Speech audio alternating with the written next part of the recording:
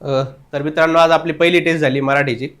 आपण याचा pattern mostly PYQ base ठेवलेला आहे, कारण सध्या सगळ्याच्या आता अभ्यासाला सुरुवात झालेली असेल आणि त्याच्यामुळे आता PYQ पण आपण सोडत असतो. आपले पहिले जवळपास वर्णापासून ते शब्दाच्या जातीपर्यंत आपण अर्धे टॉपिक घेतलेले आहेत आपण याच्यामध्ये. मोस्ट ऑफ दी सगळे PYQ बेस आहेत, कारण काय होतं आपण सुरुवातीला अभ्यास केलेला आहे, सुरू केलेला आहे आता आपण. मग त्याच्यामुळे आपण फक्त PYQ बेस आपले रिव्हिजन पण होईल, त्याच्यामुळे पहिली ठेवली आपण. दुसऱ्या टेस्टला काय करू आपण, जे उरलेले आहेत शब्दाच्या जातीनंतरचे सगळे टॉपिक, जसे की जे प्रयोग असेल, वाक्य पृथक्करण वगैरे, जे सगळे नंतरचे थोडेसे ते अवघड आहेत, आपण तो पेपर सुद्धा एक PYQ बेस घेऊ चांगला.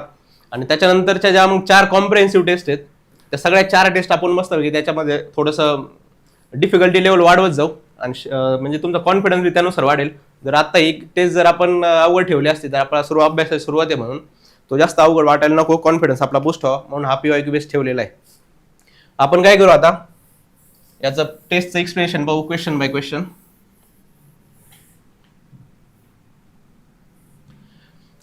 तर पहिला प्रश्न पाहू आपण. पहिला क्वेश्चन होता, अचूक पर्याय निवडायचे. अचूक म्हणजे बरोबर. तोंडावाटे निघणाऱ्या मूल ध्वनींना वर्ण म्हणतात. तर ही वर्णाची व्याख्या बेसिक आहे. खूप वेळा वर्णावरती एक क्वेश्चन नेहमी येतो वर्णाची, त्याच्यामुळे ही डेफिनेशन लक्षात ठेवा. तोंडावाटे जे मूलध्वनी आहेत, मूलध्वनी किंवा वर्ण हे दोन्ही समानार्थीच आहेत. म्हणजे काय आहे, जे आपण तोंडावाटे मूलध्वनी निघतो जसं क, ख, ह्या जे आहेत ना, ह्या गोष्टी मूलध्वनी येतात. मूलध्वनी किंवा वर्ण ह्याच्यापासून काय म्हणतो, ज्यावेळेस आपण हे मूलध्वनी कुठेतरी लिहून ठेवतो आपण, तेव्हा ते म्हणतात अक्षर म्हणतो आपण त्याला. म्हणजे मूलध्वनी लिहून ठेवतो म्हणजे याच्या खुणा ज्यावेळेस आपण लिहून ठेवतो ना, त्यावेळेस त्याला म्हणतात अक्षर. आणि आपला हा तिसरा ऑप्शन आहे, आपल्या ध्वनीच्या किंवा आवाजाच्या खुणांना स्वर म्हणतात. तर नाही, मूलध्वनी किंवा वर्ण यांच्या आवाजाच्या खुणांना आपण काय म्हणतो, अक्षर म्हणतो. आणि अक्षर हे नाश पावत नाही, कारण आपण ते लिहून ठेवलेलं असतं. म्हणून मूलध्वनीचं बनतं अक्षर. अक्षरांचं अर्थपूर्ण अक्षरांचा समूह एकत्र केला की मग त्याच्यापासून आपलं बनतं वाक्य. अर्थपूर्ण अक्षरांचा समूह जर आपण एकत्र केला तर त्याच्यापासून बनतो शब्द. आणि अर्थपूर्ण शब्द जर एकत्र केले तर त्याच्यापासून बनतं वाक्य. हे बेसिक कन्सेप्ट आहेत, एवढ्या गोष्टी लक्षात ठेवायच्या. याच्यावरती एक क्वेश्चन फिक्स असतो नेहमी आपल्याला. तर पहिलं हे बरोबर आहे, तोंडावाटे निघणाऱ्या मूलध्वनींना वर्ण म्हणतात का, तर हो. अक्षरे ही कालांतराने नाश पावतात. तर हे चुकीचं आहे. आपण पाहिलं, मूलध्वनी जेव्हा आपण लिहून ठेवतो म्हणजे लिहून ठेवल्यानंतर ते नाश पावत नाहीत, म्हणून अक्षर हे नाश पावत नसतात इथं, म्हणजे हे चुकीचं राहील. आपल्या ध्वनीच्या किंवा आवाजाच्या खुणांना स्वर म्हणतात. आपल्या ध्वनीच्या किंवा आवाजाच्या खुणांना स्वर नाही तर आपण त्याला अक्षर म्हणतो.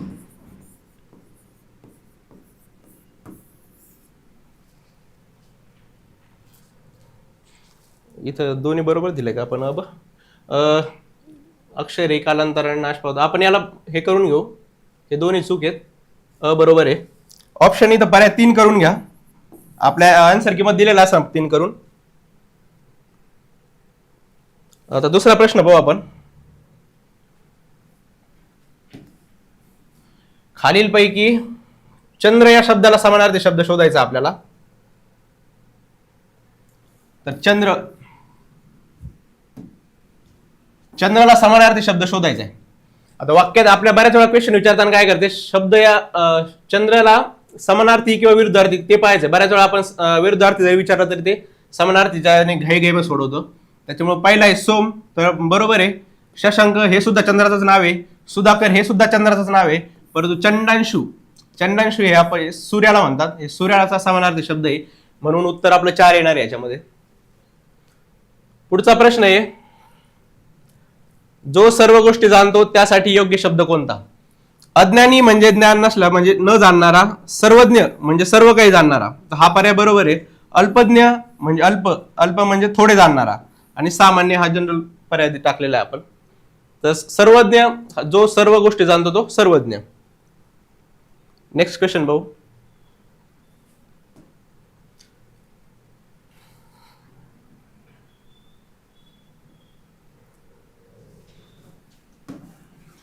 तिसरा कितवा प्रश्न आपला, 5वा.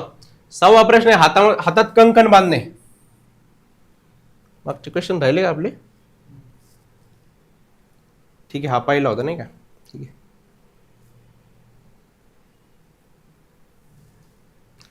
दुसरा क्वेश्चन पाहू आपण.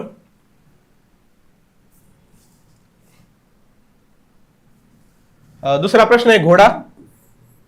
घोडा या शब्दाला समानार्थी शब्द खालील पर्यायातून शोधा. तर घोड्याचा समानार्थी शब्द काय आहे?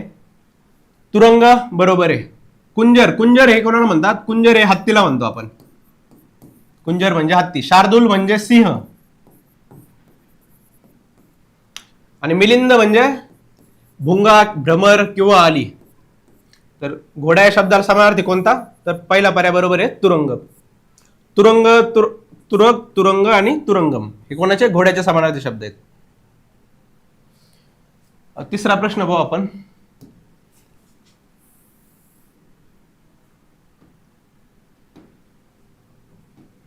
तिसरा प्रश्न असा आहे, भिन्न अर्थाचा वाक्प्रचार ओळखा.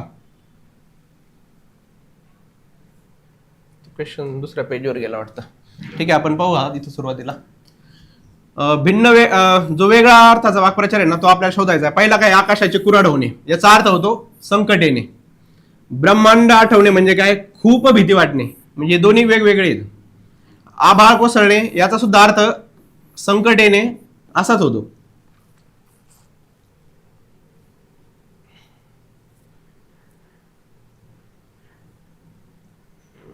आणि इथं चौथा पर्याय आपला वरती गेलेला आहे, तो आपण इथं काय? आकाश फाटणे.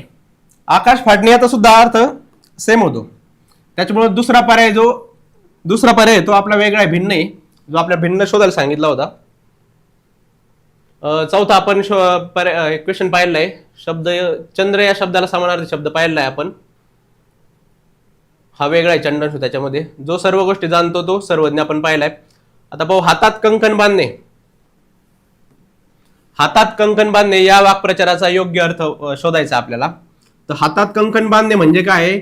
विडा उचलणे किंवा प्रतिज्ञा करणे असा होतो. विडा उचलणे किंवा प्रतिज्ञा करणे त्याचा असा अर्थ होतो. इथं काय? चिकाटी दाखवणे नाही, जबाबदारी घेणे नाही. तर प्रतिज्ञा करणे हा 3 नंबरचा आपला बरोबर येईल. 6वा पाहिला आपण. 7वा क्वेश्चन पाहू आता.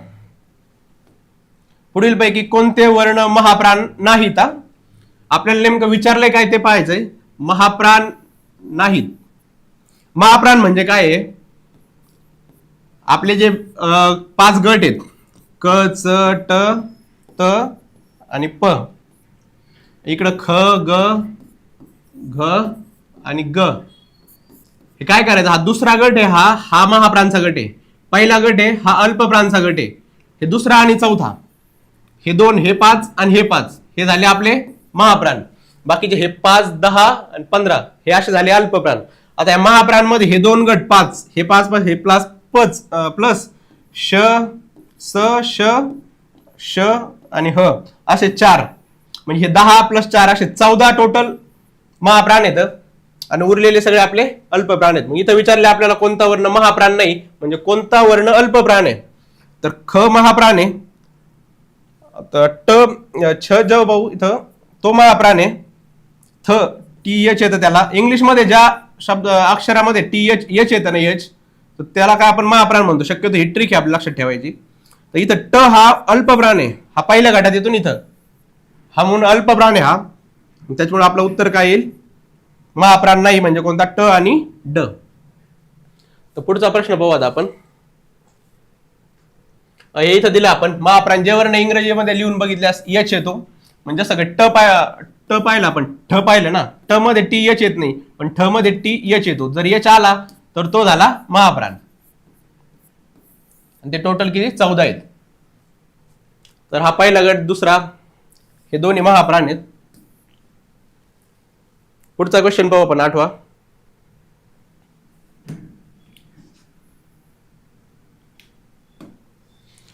मराठी व्याकरणात इ, उ, रू याबद्दल अनुक्रमे य व र असे आदेश होतात. म्हणजे हा संधीचा प्रश्न आहे. इ, उ, रू याबद्दल जर य व र असा आदेश होत असेल तर त्यांना काय म्हणतो आपण? त्यांना म्हणतो यनादेश. यनादेश याच्यावरून य होतं ना इथं, हे लक्षात ठेवायचं यनादेश. आणि याच्या जर उलट झालं तर त्याला म्हणायचं संप्रासारण. म्हणजे य व र याच्यावरून इ उ रू असं होत असेल तर त्याला म्हणायचं संप्रासारण. आणि जे विचारले आपल्याला ते काय आहे, यनादेश आहे. हे संधीचे प्रकार आहेत. नेक्स्ट क्वेश्चन पाहू आपण. दोन वा अधिक पदे वा शब्द जेव्हा एकमेकांना मिसळून जातात किंवा ते परस्परांना सांधले जातात अथवा त्यांचा संयोग घडतो त्या संयोगाला काय म्हणतात? तर ही डेफिनेशन आहे. बऱ्याच वेळा आपल्याला पेपरमध्ये, आयोगाच्या पेपरमध्ये डेफिनेशन येते. तर प्रत्येक चॅप्टरच्या जसं काही नाम वगैरे असेल ना, नाम, सर्वनाम, विशेषण यांच्या ज्या काही डेफिनेशन आहे त्या आपण सर्व करायला पाहिजेत. आणि संधीची खूप बेसिक डेफिनेशन आहे, त्याच्यामुळे माहिती असायला पाहिजे आपल्याला. याचं उत्तर काय आहे? संधी आहे. पर्याय 3 फक्त क बरोबर असं पाहिजे इथं, फक्त क बरोबर आहे. पुढचा प्रश्न पाहू आपण. तारा आकाश पाहते. तारा आकाश पाहते यामध्ये अधोरेखित शब्दाची जात कोणती आहे? आता पहिला आपला चॅप्टर आहे त्याच्यामध्ये नामाचं चॅप्टर आहे, त्याच्यामध्ये तारा. तारा जर आपण शब्दशः अर्थ घेतला तर ते एक सामान्य नाम आहे. जर आपण आकाशातल्या ताऱ्याबद्दल बोलत असू तर ते सामान्य नाम आहे. परंतु इथं आपल्याला तारा एका व्यक्तीबद्दल बोललंय, म्हणून हा काय येईल? विशेष नाम येईल. इथं सामान्य नाम तारा या विशेष नामा उपयोग केला आहे म्हणून या वाक्यात तारा हे विशेष नाम आहे इथं. म्हणून याचं उत्तर काय येईल? पहिलं याचं उत्तर येईल विशेष नाम. सामान्य नाम आपल्याला माहिती आहे, व्यक्तिनाम, भाववाचक नाम, आपण त्याच्या डेफिनेशन पण पाहिलं इथं. पुढचा प्रश्न पाहू आपण.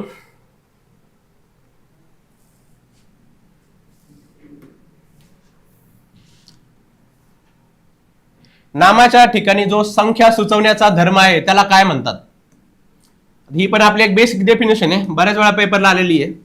नामाच्या ठिकाणी जो संख्या सुचवण्याचा धर्म असतो ना, संख्या, त्याला म्हणतो आपण वचन. वचन कशा असते? द्विवचन, एकवचन, द्विवचन. हे आपल्या मराठीमध्ये येतं. संस्कृतमध्ये बहुवचन असं अनेक वचन, एकवचन, द्विवचन आणि अनेक वचन असं आहे संस्कृतमध्ये येतं. आणि मराठीमध्ये आपल्याला फक्त 2 येतात, एक वचन आणि अनेक वचन. म्हणजे त्या शब्दामध्ये संख्या सुचवण्याचा जो धर्म आहे आपण त्याला काय म्हणतो? वचन असं म्हणतो. मराठीत 2च आहेत आणि संस्कृतमध्ये एकवचन, द्विवचन आणि अनेक वचन असे 3 आहेत. तर याच्यावरती पण क्वेश्चन विचारलेला आहे मागं, याच्या पण नोट्स वगैरे तयार करून ठेवा. पुढचा प्रश्न पाहू आपण 13वा.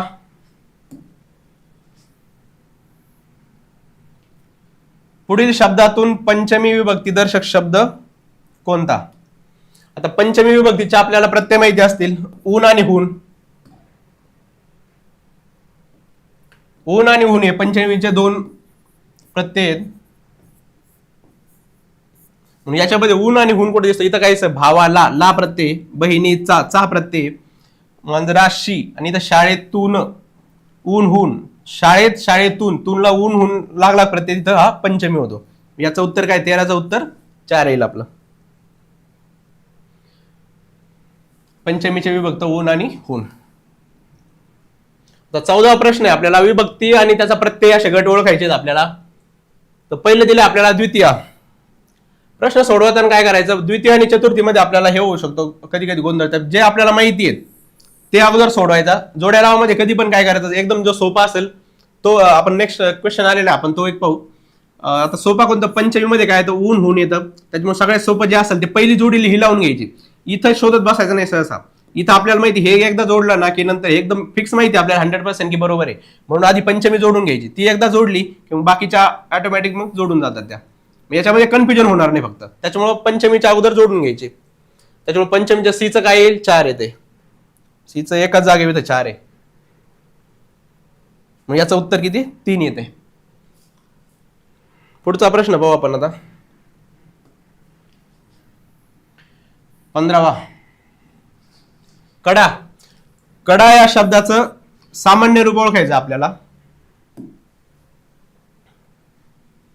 तर कडा या म्हणजे कडा हा शब्द ज्यावेळेस आपण वाक्यामध्ये वापरतो त्यावेळेस त्याच्यामध्ये काय बदल होतो ना, त्यावेळेस आपल्याला त्याचं सामान्य रूप भेटतं.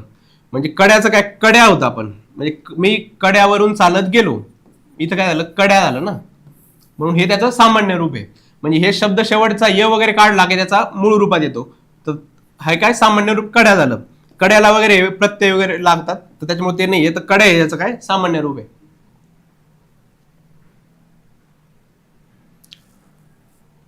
16 क्वेश्चन पाहू आपण. नामाला जोडलेल्या प्रत्येक काढल्या शिल्लक राहिलेले काय ते सामान्य रूप असतं. 16 क्वेश्चन पाहू आपण आता. सर्वनामावर प्रश्न आहे हा. खालील अचूक म्हणजे बरोबर विधान ओळखायचं आपल्याला. सर्वनामाला स्वतःचा अर्थ नसतो. बरोबर आहे. सर्वनाम विशेषण हे नाम जर आलं तरच येतात, त्यांना स्वतःचा असा काही अर्थ नसतो, म्हणून हे विधान बरोबर आहे. काही सर्वनामे विकारी तर काही अविकारी असतात. अगदी बरोबर आहे. बरोबर कसं बा, जर विकार जो ज्याला हे असे विकार होऊन सर्वनामाला होतात, म्हणून काही हे विकारी येतं आणि काही सर्वनाम जे आहेत ते अविकारी, म्हणजे ज्यांना असा त्याच्यामध्ये बदल होतच नाही, विकार होतच नाही. नंतरचा एक पुरुषवाचक सर्वनामे पुल्लिंगी असतात.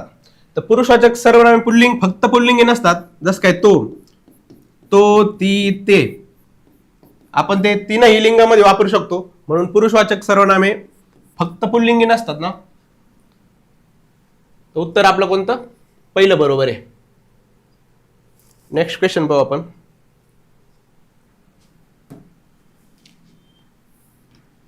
ही एक बेसिक डेफिनेशन आपली.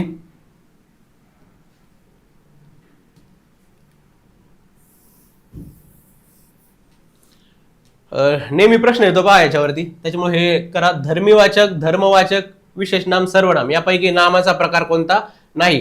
नामाचे मुख्य दोन प्रकार आहेत, धर्मवाचक आणि धर्मीवाचक. धर्म म्हणजे भाववाचक नाम, आणि धर्मीमध्ये पुन्हा दोन पडतात, विशेष नाम आणि सामान्य नाम. नोट्स काढताना सुद्धा असंच करायचं आपल्याला. ज्यावेळेस आपण नाम चॅप्टरचे नोट्स काढू त्यावेळेस असे टाईप लिहायचे, डायग्राम चार्ट फॉर्म मध्ये लिहायचे, असं सरळ सरळ लाईन वगैरे लिहायचे नोट्स काढून नाही, कारण नोट्स काढायचे नाही आता. कारण त्याच्यामुळे काय होतं, आपल्याला ज्यावेळेस रिव्हिजन करतो आपण ह्या गोष्टी लगेच लक्षात येतात आपल्याला, आणि ज्यावेळेस जर परत असं लाईनशीर लिहिलं आपण तर परत ते आपल्याला वाचण्याची इच्छा होत नाही. त्याच्यामुळे शक्यतो चार्ट आणि डायग्राम फॉर्म मध्ये नोट्स काढा. तरी तर काय विचारले आपल्याला, धर्मीवाचक, धर्मवाचक, विशेष नाम आणि सर्वनाम यापैकी नामाचा प्रकार नाही. तर इथे नामाचा प्रकार पाहिला आपण. धर्मीवाचक आहे का? आहे. धर्मवाचक आहे. विशेष नाम आहे. नामाचा प्रकार कोणता नाही? सर्वनाम. सर्वनाम हा शब्दाच्या जातीचा प्रकार, शब्दाची एक जात आहे, म्हणून उत्तर काय येईल? 3 येईल, सर्वनाम. पुढचा प्रश्न पाहू आपण आता. शिखरास हात पोहोचणे या वाक्प्रचाराचा योग्य अर्थ ओळखा.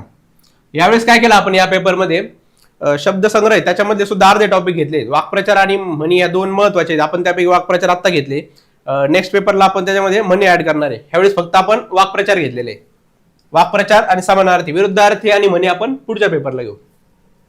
आता प्रश्न काय आपला, शिखरास हात पोहोचणे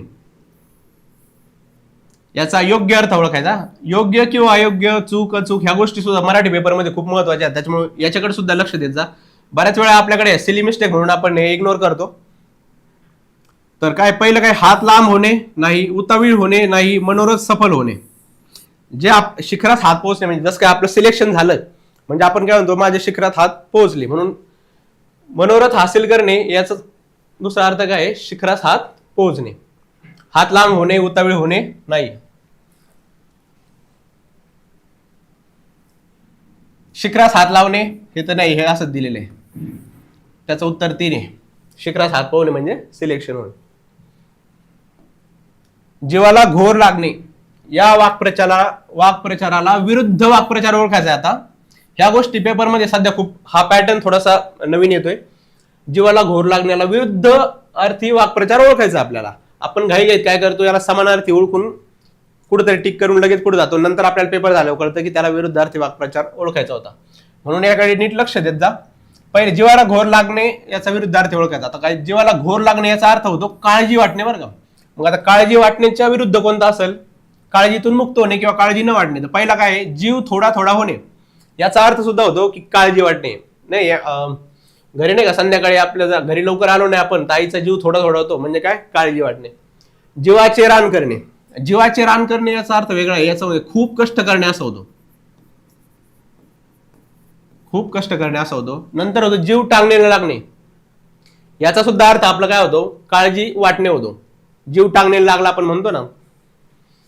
आणि चौथा जो जीव खाली पडणे, जीव खाली पडणे याचा अर्थ असा की आपण काळजीतून मुक्त होणे, जसं की जीव भांड्यात पडणे म्हणजेच काळजीतून मुक्त होणे. म्हणून वेगळं आपल्याला काय विचारलंय वरती, जीवाला घोर लागणे म्हणजे काळजी वाटणे, आणि काळजी वाटण्याचा विरुद्धार्थी काय, काळजीतून मुक्त होणे. म्हणून योग्य पर्याय कोणता आहे आपला 4. घाईघाईत आपण पहिला ज्यावेळेस आपल्याला वाटतं की समानार्थी विचारलाय आपण हा मारून मोकळे होते, म्हणून तसं करायचं नाहीये.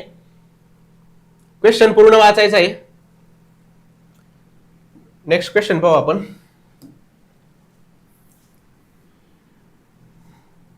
शिवरायांना जिवंत अथवा मृत पकडून आणण्याचा अफजल खानाने, आता इथं आपल्याला वाक्प्रचार इथं वापरायचा आहे. इथं कोणता वाक्प्रचार येईल तो, आता आपण लहानपणीपासून पुस्तकामध्ये वाचलेलं आहे. अफजल खानाने डरकाळे फोडले असं होईल का, अजिबात नाही.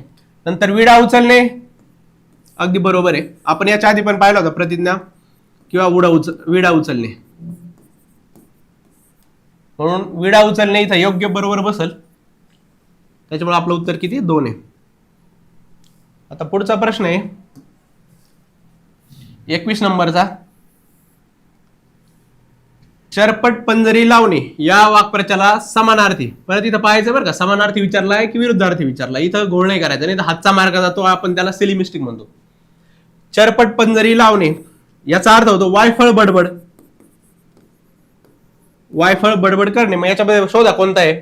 द्रविडी प्राणायाम करणे नाही. चरवीत चरवण करणे, त्याच गोष्टी पुन्हा पुन्हा रिपीट करणे. पुराण सांगणे, आपण म्हणतो ना एखाद्याला काय पुराण सांगत बसू नका आता बराच वेळ, म्हणजे वायफळ बडबड करू नको. याचा योग्य अर्थ कोणता आहे, हा 3 नंबरचा. पुढचा प्रश्न पाहू 22 नंबर.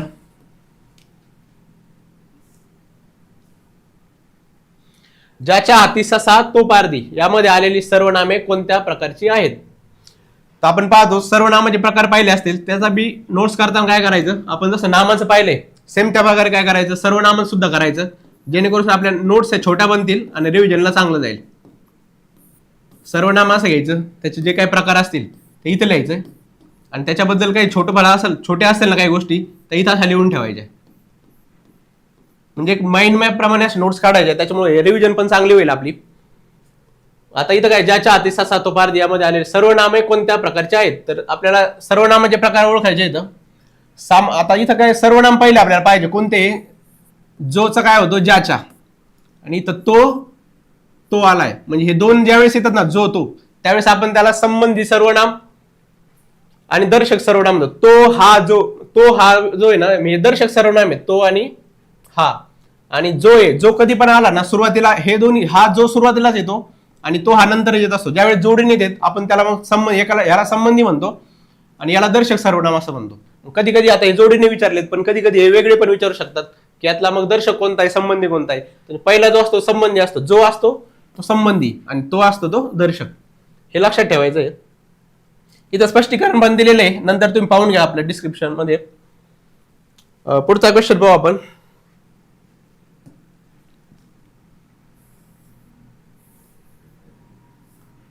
तेवीस नंबरचा प्रश्न आहे.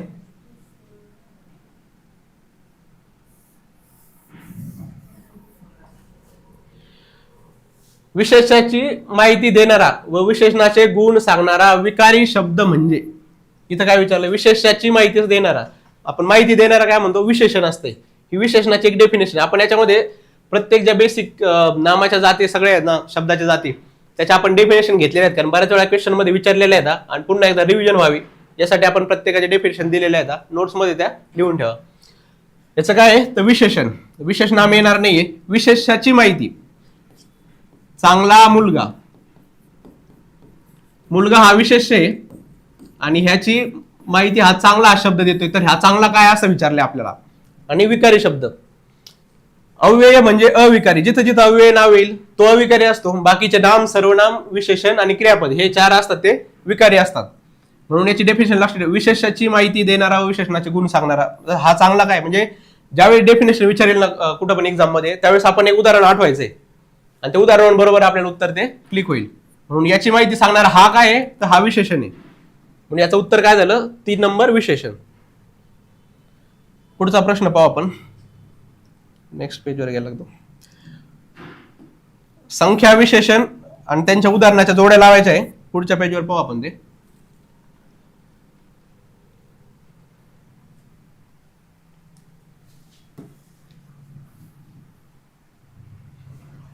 तर असं ज्यावेळेस येईल ना आपण जोड्या लावायला आपल्याला मग सांगितलं तसंच जे सगळ्यात आपल्याला एक्झॅक्टली येते ना 100% जे माहिती आहे ना आपल्याला आधी ते घ्यायचं. आता संख्यावाचक संख्या आपल्याला माहिती इथं कुठं संख्या आहे हा आता इथं पाहिलं ते काय आवृत्ती दिसते 2 पट 4 पट 3 पट दुहेरी असं म्हणून हे काय येतं इथं क्रमवाचक आहे.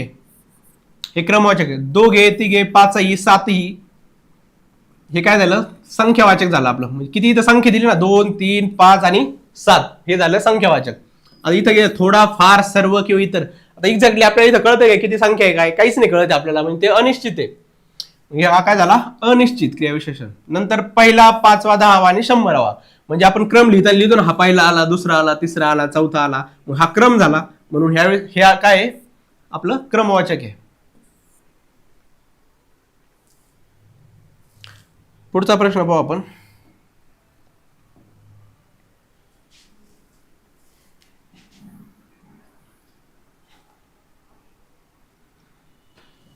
पंचवीस नंबरचा प्रश्न आहे विशेषण या शब्द जातीमध्ये विशेषण या शब्दामध्ये विशेष नामाचा गुणधर्म सांगतात. विशेषणांचा वाक्यात स्वतंत्रपणे उपयोग. आता विशेषण याबद्दल आपल्याला डिटेल विचारले विशेषणाबद्दल आपल्याला या गोष्टी बेसिक आहेत आणि त्या माहितीच पाहिजे. बऱ्याच वेळा क्वेश्चन परीक्षेमध्ये विचारले जातात त्याचा एक आता पुढच्या वेळेस काय करतील ते याच्यातूनच एखादा ऑप्शन घेतील आणि नवीन एखादा क्वेश्चन तयार करतील. म्हणून आपल्याला बेसिक ज्या गोष्टी आहेत विशेषणाच्या किंवा प्रत्येक शब्दाच्या जाती त्या लक्षात ठेवायच्या आहेत. विशेषण नामाचा गुणधर्म सांगतात तर बरोबर आहे. विशेषण काय करतात नाम जे पुढे नाम आले त्याचा गुणधर्म विशेषण सांगतात तर हे बरोबर आहे. विशेषणांचा वाक्यात स्वतंत्रपणे उपयोग होतो तर नाही. सर्वनाम आणि विशेषण या दोन अशा गोष्टी येतात जोपर्यंत नाम येत नाही तोपर्यंत विशेषण आणि सर्वनाम येत नाही म्हणून हे चुकीचं आहे. विशेषणांना लिंगवचनाचे विकार होतात त्यांना कधी कधी लिंगवचनाचे विचार होतात.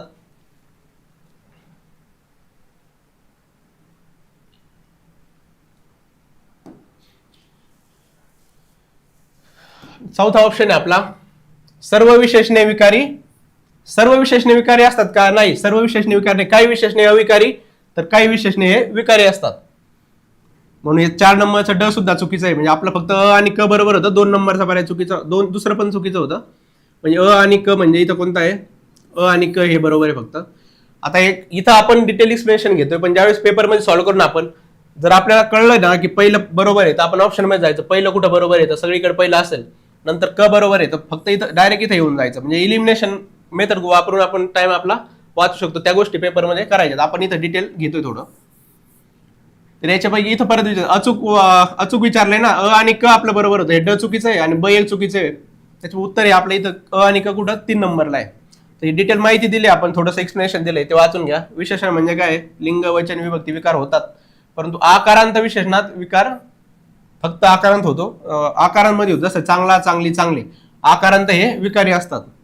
याला अपवाद कोणता आहे हे आकारांत संख्या विशेषण आकारांत असेल ना 12 याचा आपण याचा विकार होत नाही. 12 वगैरे असं काही होणार नाही. 12चं 12च राहणार आहे किती संख्या पुढे आली तरी. म्हणून विशेषण हे विकारी सुद्धा असतं अविकारी सुद्धा असतं. पण अविकारी कोणतं असतं संख्या विशेषण हे अविकारी असते.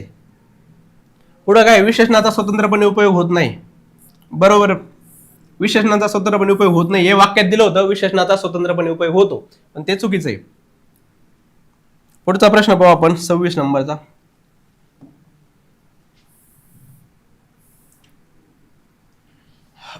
ही पहा पुन्हा एकदा एक डेफिनेशन आपण विचारली चांगली. बऱ्याच वेळा आपल्याला हे पण प्रश्न कृदंते तद्दिते या गोष्टी विचारल्या जातात. सध्या नवीन ट्रेंडनुसार ह्या गोष्टीकडे आयोगाचं खूप लक्ष आहे. जे बेसिक आहे आपण शब्दाच्या जाती नाम सर्वनाम आपण ते झालेले बऱ्यापैकी त्याच्यामुळे ह्या गोष्टीकडे लक्ष द्या यांच्या डेफिनेशनकडे. इथं काय दिलंय शब्द व्यय कृदंते तद्दिते आणि क्रियाविशेषणे. आता हे 2 महत्वाचे आहे खूप बऱ्याच वेळा क्वेश्चन विचारतात. इथं काय दिलं धातूंना विविध प्रत्यय लागून अपुरी तर क्रिया पाहिजे अपुरी क्रिया दाखवणाऱ्या शब्दास काय म्हणतात. तर धातू साधिते यालाच कृदंते पण म्हणतो आपण. इथं काय धातूंना प्रत्यय लागून म्हणजे एखादा धातू एक कर ह्याला प्रत्यय लागून जर एखादा शब्द बनला आणि त्यातून क्रिया अपुरी दिसत असेल तर त्याला काय म्हणायचं कृदंते किंवा धातू साधिते. आणि तद्धित काय म्हणते, नाम विशेषण अव्यय यांना जर प्रत्यय लागला तर त्याच्यापासून बनतात तद्धिते. म्हणजे ह्या दोन डेफिनेशन आपल्या नोट्स मध्ये लिहून ठेवा, परत परत त्या परीक्षेला विचारल्या जातात. तरी तद्धितेची डेफिनेशन कृदंतेची डेफिनेशन होती. कृदंते म्हणजेच काय, धातू साधिते. पुढचा प्रश्न भाऊ.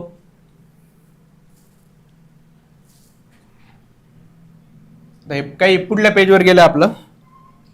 ज्यावेळेस जोड्या लावायला येईल ना आपल्याला आणि त्याच्यामध्ये जर सकर्मक अकर्मक असेल, शक्यतो ट्राय करा. त्याच्यानंतरचे जे पर्याय आहेत ना, जे सोपे वाटते ना आपल्याला ते पहा. सकर्मक आणि अकर्मक बऱ्याच वेळा आपल्याला गोंधळ होतो आणि त्याच्यामध्ये वेळ जातो. म्हणून काय करा, आपण हे काय करू, 3 आणि 4 नंबरचे जे आहेत ते पर्याय पाहू आधी. परीक्षेत असंच करायचंय नेहमी. काही बरेच वाक्य आपल्याला काय होतं कळत नाही नेमकं हे सकर्मक मध्ये की अकर्मक मध्ये, म्हणून आपण तिसरा पर्याय पाहू इथं. आता इथं दिले सहाय्यक क्रियापद सोपं असते, साधित सोपं असते. म्हणून सुरुवातीला ज्यावेळेस पाहायचं ना त्यावेळेस आपण काय करायचं, साधित किंवा सहाय्यक पाहायचं. साधित म्हणजे काय, एखाद्या जसं काय हात आहे, हातापासून हाताळणे तयार होतो ना, ते झालं साधित. हे साधित आपल्याला लवकर कळून जातं. म्हणून ज्यावेळेस जोड्या लावायच्या त्यावेळेस सुरुवातीला आपण साधित हेच शोधायचं कुठे ते. आता इथं पहा, क्रियापद पाहिलं आपल्याला लगेच कळतं, स्थिर पासून बनलेला आहे हा, म्हणजे साधित हा. मूळ पासून दुसरं, इथं स्थिर पासून स्थिरावला बनलाय, म्हणून हे काय साधित झालं. म्हणजे ड चं 3 हे असं सोप्या गोष्टी पहिल्या लावून घ्यायच्या. ड चं 3 कुठं पाहिलं, 2 मध्ये. आता सहाय्यक क्रियापद, मी रस्त्यात पडलो. तो शिक्षकाच्या,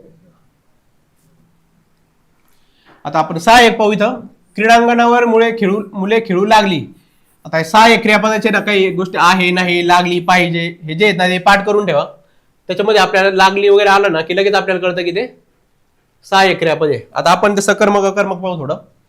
आता तिथं काय, मी रस्त्यात पडलो. पडणारा कोण, नारा नारी प्रत्येला आपण प्रश्न विचारले ना, पडणारा कोण तर मी आहे. म्हणजे स्वतःवरच क्रिया झालेली, वेगळा कोण नाही. म्हणजे इथं काय कर्म नाहीये, हे अकर्मक झालं. अशा जोड्या लावायच्या सुरुवातीला. आणि हे नारा नारी प्रत्येचा व्हिडिओ वगैरे पाहून म्हणजे नोट्स काढा. हा कन्सेप्ट समजून घेतला ना का प्रयोग आणि सकर्मक अकर्मक हे दोन्ही एकदम स्पष्ट कळून जाईल लवकर. आता पुढचा पाहू आपण क्वेश्चन.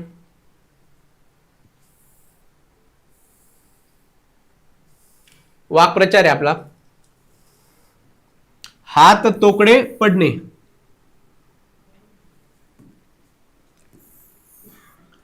याचा योग्य अर्थ विचारला. इथं पाहायचा योग्य विचारलाय की विरुद्धार्थी वगैरे विचारलाय. हात तोकडे पडणे म्हणजे काय होतं, जर एखाद्याला आपण मदत करायची आपली खूप इच्छा आहे पण आपण त्याला मदत करू शकत नाही, त्यावेळेस आपण काय म्हणतो, माझे हात तोकडे करले, तुला मदत करू शकलो नाही. तसं आहे ते. कृतिशील काम न करता फक्त कागदी पराक्रम गाजवणे नाही, याला म्हणतात कागदी घोडे नाचवणे. मदत करण्यास क्षमता कमी पडणे, याचा बरोबर अर्थ आहे हात तोकडे पडणे. पराभव नाही, अशक्य गोष्ट नाही. उत्तर 2 याचं. पुढचा प्रश्न आहे, तोंड या अवयव तयार झालेला, तोंड या शब्दावरून वगैरे पाहिजे तर ठीक आहे. तोंड या अवयवावरून तयार झालेला पुढील पैकी कोणता वाक्प्रचार अपकीर्ती करणे. म्हणजे त्यांना असं विचारायचंय, ह्याच्यापैकी कोणता वाक्प्रचार अपकीर्ती करणे याचा अर्थ असा होतो. तर पहिलं काय येतं, तोंड येणे. तर अपकीर्ती याचा अर्थ असा होतो की अपकीर्ती तर नाही. तोंड काळे करणे याचा अर्थ होतो निघून जाणे. ते आपण म्हणतो ना एखाद्या वेळेस, तुझं तोंड काळा कर, परत इकडे दिसू नको, तसं ते म्हणजे तू निघून जा इथून. आणि तिसरं येतं तोंडाला काळे फासणे. तोंडाला काळं फासणं म्हणजे याचा अर्थ काय, हा अपकीर्ती करणे. म्हणजे एखादी चुकीची गोष्ट करणे, त्याच्यातून अपकीर्ती होती तशी. तोंड घशी पडणे म्हणजे काय, विश्वासघात. तर आपला बरोबर कोणता आहे, 3 नंबरचा. पुढचा प्रश्न आहे आपला, धुडकावणे या, झूम करू आपण त्याला,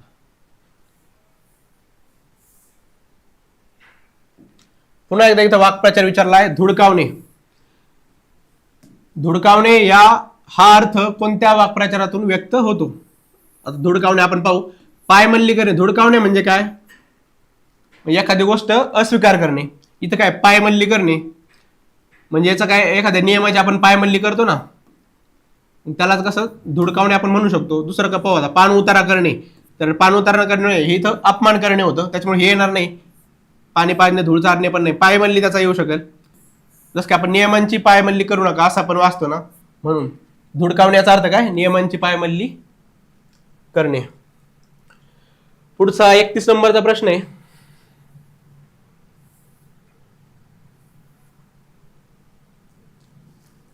हा क्रियापदावरती पुन्हा एकदा. तर बऱ्याच वेळा हा विचारते, मोस्ट ऑफ जोड्या लावायला वगैरे आपण विचारतो ते क्रियापद. मी घरी पोहोचण्यापूर्वीच सांजावले. आता इथं वरील क्रियापदाचा प्रकार ओळखा. ज्यावेळेस आपण क्रियापदाचा प्रकार ओळखा म्हणते, त्यावेळेस डायरेक्ट आपण काय करतो, क्रियापद पाहतो. आता पाहिल्या आपल्याला काय कळतंय, सांजावले हे काय, म्हणजे याच्या भावावरून आपल्याला कर्ता आपला काय ते ओळखायचं. इथं कर्ता आहे का कोणता, मी घरी पोहोचण्यापूर्वी सांजावले पण काय असं काही कळत नाहीये, आपल्याला या क्रियापदावरून ते समजून घ्यावं लागतंय. म्हणून याचं भाव करतो की क्रियापदाच्या भावावरून आपल्याला समजून घ्यायचंय कर्ता वगैरे, त्याच्यामुळं हा कोणता आला, भाव करतो. ज्या क्रियापदांना निश्चित कर्ता नसतो, मूळ धातूवरून कर्ता शोधता येत नाही, तेव्हा क्रियापदाला काय म्हणतो आपण, भाव करतो क्रियापद. क्रियापदाचा भाव आशय हाच वाक्याचा कर्ता असतो, तेव्हा भाव करतो क्रियापद असे म्हणतात. ह्या डेफिनेशन सुद्धा परत क्वेश्चन फॉर्म मध्ये क्वेश्चन तयार होऊन येऊ शकतात आपल्याला, त्यामुळे हे सुद्धा गोष्टी ना नोट्स मध्ये लिहून ठेवा. पुढचा प्रश्न पाहू आपण. ती फुलांना नाजूकपणे हाताळते. या वाक्यातील हाताळते हे क्रियापद कोणत्या प्रकारात मोडते. मगाशी आपण पाहिलं होतं क्रियापदून काय कळतं, याचा मूळ शब्द काय आहे, हात आहे. याचा मूळ शब्द काय आहे, हात. हातापासून काय बनणार, हाताळणे, म्हणजे काय हा साधित आहे. साधित कुठे साधित, तर 1 नंबरला साधित आहे आपला इथं, 32च1.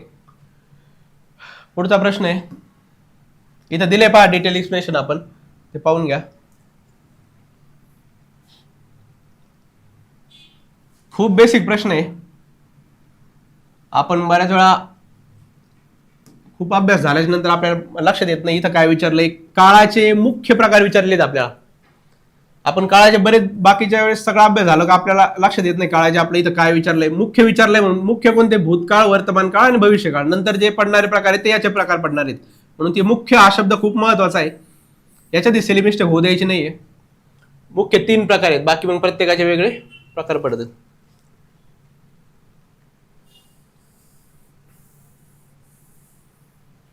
ह्या बेसिक गोष्टी लक्षात आपण जर क्लिअर केले ना, तर आपल्या स्कोअरमध्ये इम्प्रूव्हमेंट करायला खूप चान्सेस असतो. बऱ्यापैकी आपल्याला क्वेश्चन येत असतात, पण आपण ते सिली मिस्टेकच्या नावाखाली असं थोडंसं इग्नोर करतो आणि ते सिली मिस्टेक होतात. त्याच्यामुळे याच्याकडे लक्ष देत जा नेमकं. आता इथं विचारलंय परत एकदा, जोड्या जुळवा. आपला जोड्या जुळवा आला का नेहमीचा फॉर्म्युला वापरायचा. सगळ्यात 100% जे आपल्याला माहिती आहे, आधी ती जोडी लावून घ्यायची. आता इथं काय वाटतं, तेव्हा, हमेशा, रातोरात. तेव्हाला प्रश्न काय प्रश्न विचारतो, केव्हा म्हणजे काय करतो, तर काळ करतो, टाइम करतो आपल्याला. तेव्हा इथं टाइम कुठे, काळ कुठे, तर हा काळ येतोय. मग तेव्हा, हमेशा, रातोरात, म्हणजे इथं काय विचारलंय, कालवाचक आहे, कालवाचक. आता कर, पटदिशी, उगीच, ह्या गोष्टी काय असे रीत आहे त्याची. आपण बोलण्याची आपण बोलतो याला, हे नाही का आपण म्हणतो हे काम उगीच केलं मी. उगीचला काय अर्थ तसा नाही, पण ते काय रीत आहे बोलण्याची. पट्टदिशी, करदिशी, कर, ह्या अशा गोष्टी पण हे रीतिवाचक येईल.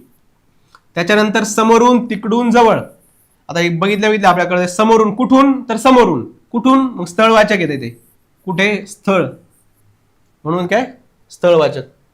आणि उरते अत्यंत बेताचा चौपट. या गोष्टी हे अत्यंत बेताचा चौपट म्हणजे अनिश्चित. इथं चौपट म्हणजे निश्चित असं संख्यामध्ये येईल, संख्यावाचक. पुढचा प्रश्न भाऊ. तर या जोड्या लावून घ्या, आपलं बरोबर ते 1 मध्ये येईल. 3, 1, 4, 2. इथं डेफिनेशन दिलेली आहे परत एक. 2 नाम, वाक्य किंवा एकवर्गीय शब्द जोडणाऱ्या शब्दाला कोणता व्यय म्हणतात. आता हे लक्षात घ्या, 2 नाव, वाक्य किंवा शब्द जोडणाऱ्या शब्दाला कोणता व्यय म्हणतात. आपल्याला परत सांगितलं की आपल्याला डेफिनेशन खूप महत्वाचं आहे. सध्या आयोगाचा थोडा कल डेफिनेशन विचारण्याकडे जास्त आहे, त्याच्यामुळे प्रत्येकाचे डेफिनेशन घ्या. याला उभयान्वयी अव्यय म्हणतो. आपलं उत्तर काय आहे? पहिलं उभयान्वयी अव्यय. उभय म्हणजे दोन आणि अन्वय म्हणजे संबंध. प्रत्येक चॅप्टरच्या ज्यावेळेस नोट्स काढतो ना, पहिलं आपण काय करायचं, त्याची डेफिनेशन लिहून ठेवायची. नंतर त्याचे प्रकार, पहिली डेफिनेशन झालं की नंतर त्याचे प्रकार वगैरे लिहायचे खाली. नोट्स ह्या खूप शॉर्ट मध्ये असल्या ना तर आपले रिव्हिजन खूप वेळ होते. त्याच्यामुळे जसं काय नाम आहे, नाम हा टॉपिक आहे, त्याचे पहिले काय लिहायचं, डेफिनेशन लिहायची आणि नंतर मग त्याचे काय प्रकार लिहायचे. ह्या बेसिक गोष्टी ज्या मराठीमध्ये नेहमी परत रिपीट विचारले जातात, त्याच्यामुळे ह्या दोन गोष्टी माहिती पाहिजे, डेफिनेशन आणि प्रकार. नंतर मग त्याचे उदाहरणं वगैरे ते येतील आपले. आता पुढचा प्रश्न पाहू आपण.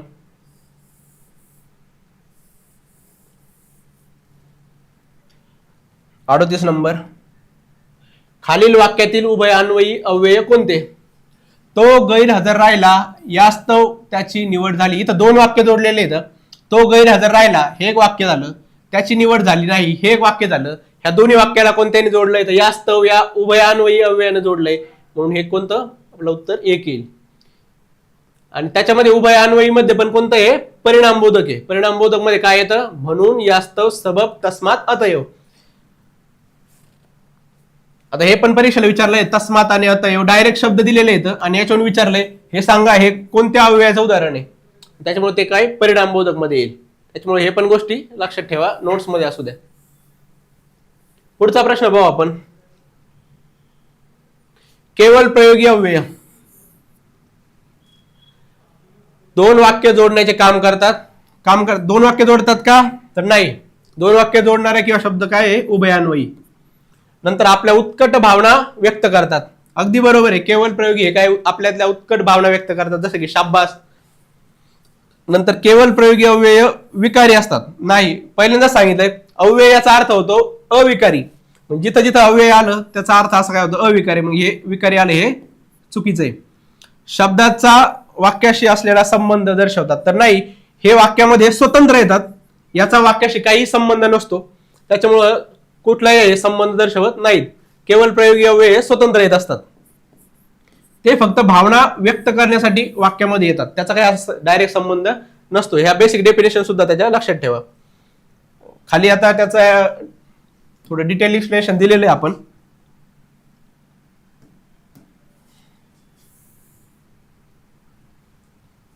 इथं दिले, हे वाक्याचा भाग नसतात, स्वतंत्र उद्गार असतात. वाक्याचा भाग नसतात, स्वतंत्र उद्गार असतात. व्याकरणाच्या दृष्टीने त्याच्या पुढे येणाऱ्या वाक्याशी संबंध नसतो. या बेसिक गोष्टी लक्षात ठेवा. हे शब्द वाक्याच्या बाहेर असतात, याचा काही वाक्याशी संबंध असतो का? तर नाही. पुढचा 40 नंबरचा प्रश्न पाहायचा आपल्याला.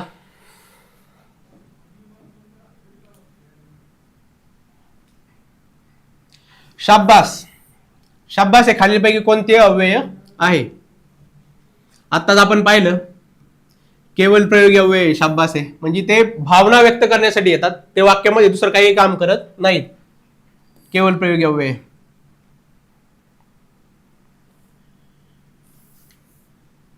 आता 41 नंबरचा प्रश्न आहे. तो काम करत आहे या वाक्यातील क्रियापदाचा प्रकार ओळखा. आता क्रियापदाचा प्रकार ओळखा म्हणजे आपण काय करायचं? डायरेक्ट क्रियापदावरती जायचं. आता इथं काय क्रियापद कोणते आहे? करीत आहे, या तो आणि काम हे झालं आपला कर्ता, आणि करीत आहे काय झालं? क्रियापद झालंय. मग आता हे काय? फक्त आहे नाही हे वाक्य पूर्ण होत आहे का? तर नाही होत. फक्त करीत असेल तर पूर्ण होईल का? तर नाही होत. आपण मागाशी पाहिलं, करीत एखादा मूळ धातू असेल त्याला जर प्रत्यय लागला तर त्याच्यापासून जे बनतं आपण त्याला काय म्हणतो? कृदंत म्हणतो किंवा धातू साधित म्हणतो. मग इथं हे धातू साधित आहे आणि हे सहाय्यक क्रियापद आहे, आणि ज्यावेळी दोन्ही एकत्र येतात आपण त्याला काय म्हणतो? संयुक्त क्रियापद असं म्हणतो. म्हणून याचा उत्तर काय झालं? संयुक्त क्रियापद, ऑप्शन 1. पुढचा प्रश्न पाहू आपण.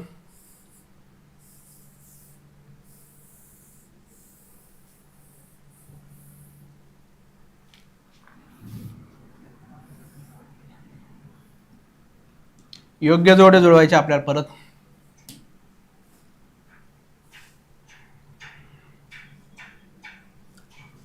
जो स्वतःचा फायदा पाहतो त्याला काय म्हणतो आपण? इथं समानार्थी शब्द करायचे. तर त्याचं काय येईल इथं स्वार्थी. जो नेहमी सत्य बोलतो तो कोण? सत्यवादी. जो इतरांचे भले करतो तो परोपकारी. आणि जो दान करतो तो दानशूर. खूप बेसिक आहे, साधे शब्द घेतले आपण, हे PYQ आलेला आहे तो. पुढचा प्रश्न पाहू आपण. 43 नंबर.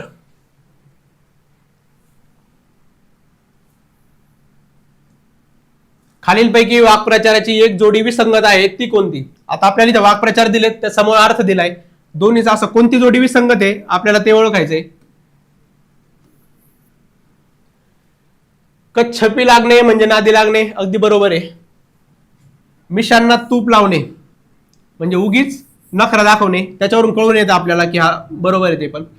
कूच करणे, आता हे कूच करणे म्हणजे पराभूत करणे. आपण ज्यावेळेस लहानपणी इतिहासाचे पुस्तक वाचायचो त्यावेळेस आपण म्हणायचो सैन्याने कूच केली. कूच केली म्हणजे काय?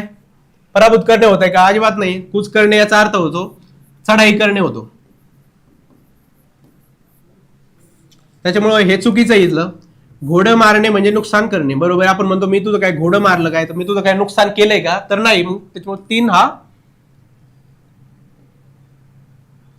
आपला बरोबर उत्तर काय? 3. आपल्याला विचारलंय विसंगत म्हणून 3 नंबरचा विसंगत आहे.